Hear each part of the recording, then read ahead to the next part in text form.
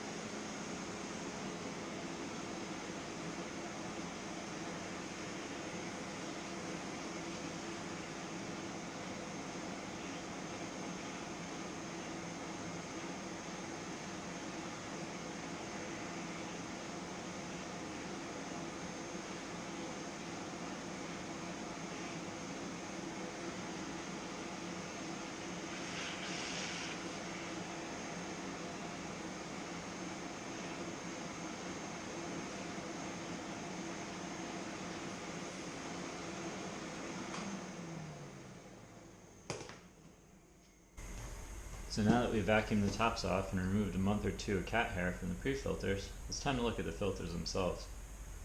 One thing you'll note is I've shut off the machines while I was vacuuming. This is probably advisable. So this is the original pre-filter that shipped with this unit, and it's over 2 years old, easily.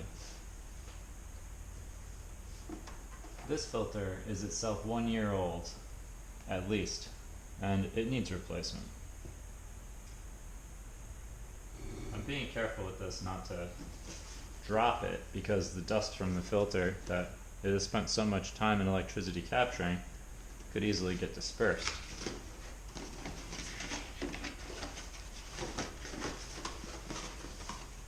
So here we have the filter replacement. We have 2 new HEPA filters inside of here.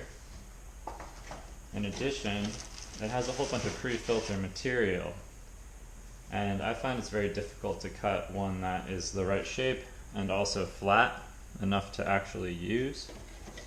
So I tend to just continue to reuse the same pre-filter. There are ways to flatten this out and cut it to be the right size, but so far I have not bothered. You will see I did at one point cut one out, but my cuts aren't very square, and it's just something I'm going to do at a future time. I'm not sure you might be able to wash the pre-filters, but I haven't tried yet.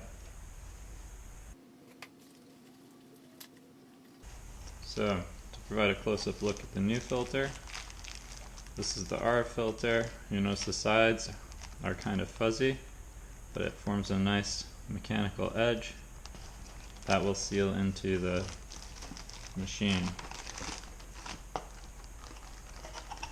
Tells you what direction to install it on the side. I don't want to get any dust in the back of it, although the machine will pull it right through. So here we have it. Here's the old filter. It's 1 year plus old. All this is stuff I didn't have to breathe in. It's been removed from the air. Here's the brand new R HEPA filter for this model. And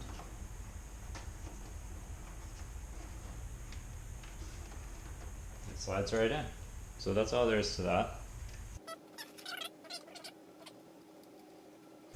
However, I will probably cut out another one, or I'll just reuse the old one because it is nice and square and fits snugly in there.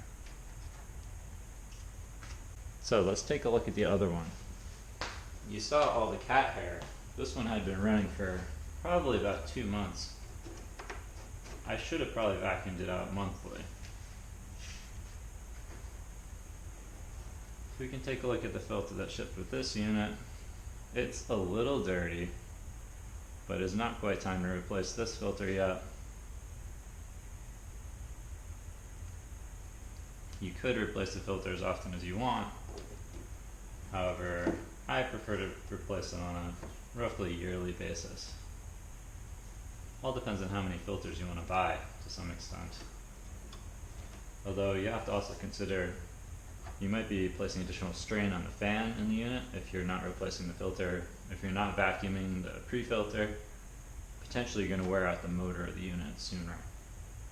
And it's a good idea to help it last as long as possible to maintain your investment. If your filter check lights or pre-filter check lights are on, you can just hold down your finger on the light. If that's why you changed your filter, when you're done changing your filter, just hold down your finger on the light and it will reset for you. Hope you enjoyed.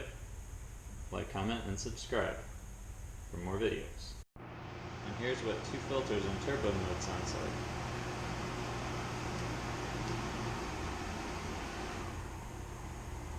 And here's what 2 filters in the quietest mode sound like.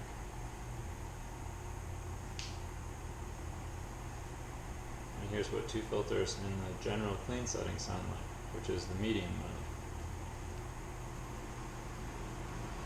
And here's what 2 filters in the halogen mode or high mode sound like. And we return to the turbo mode. I'm doing some vacuum cleaning, so I'm going to leave them in turbo mode. And this will also help to break in the new filter and release any stray particulate matter from the new filter.